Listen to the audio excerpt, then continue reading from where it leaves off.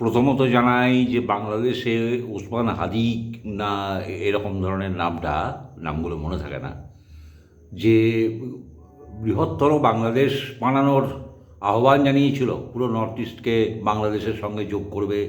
হ্যাঁ, পশ্চিমবঙ্গের বিশেষ বিশেষ অংশ, এমনকি বিহারেরও কিছু অংশ সব যোগ করে একটা বৃহত্তর বাংলাদেশ বানানোর আহ্বান জানিয়েছিল সে। আজকে তাকে আননোন গানম্যান ঠুকে দিয়ে চলে গেছে। অ্যাম্বুলেন্সও আসেনি তাকে নিতে, তাকে হাসপাতালে নিয়ে যেতে, রিক্সা ভ্যানে করে নিয়ে যাওয়া হয়েছে। ভাবুন, সে বৃহত্তর বাংলাদেশ গড়ার ডাক দিয়েছিল। যাকে সে কথা ছেড়ে দিলাম।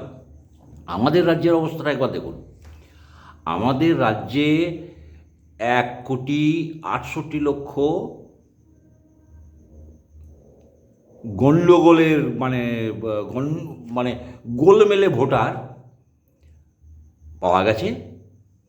কালকে বলেছি কিরম কিরম গোলমাল। তো 1,68,00,000।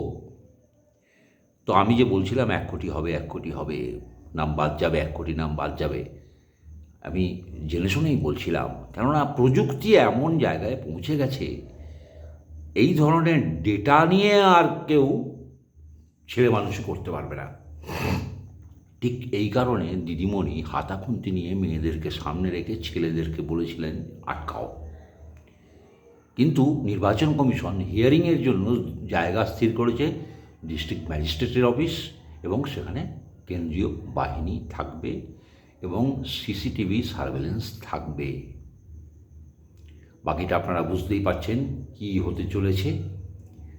দিদির এই যে বিনিদ্র ছটফটানি, এই যে সরাসরি খোলা মঞ্চ থেকে উস্কানি মানুষকে, ইলেকশনের এই ইলেকশন অফিসারদের, এসআইআরের যে অফিসাররা আছে, বিএলও থেকে নিয়ে উচ্চপদস্থ সব অফিসাররা যারা আছে, তাদেরকে ধরো, মারো, বিশৃঙ্খলা সৃষ্টি করো, তারপর যা হয় হবে। কারণ আমি তো হারবো, আমি যখন হারবো আমি লুডোর বোর্ড উল্টে দেবো।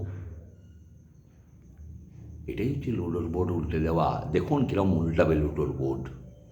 তবে এটাই দিদির শেষ। এরপর আর দিদি লুডো খেলতে বসবেন না।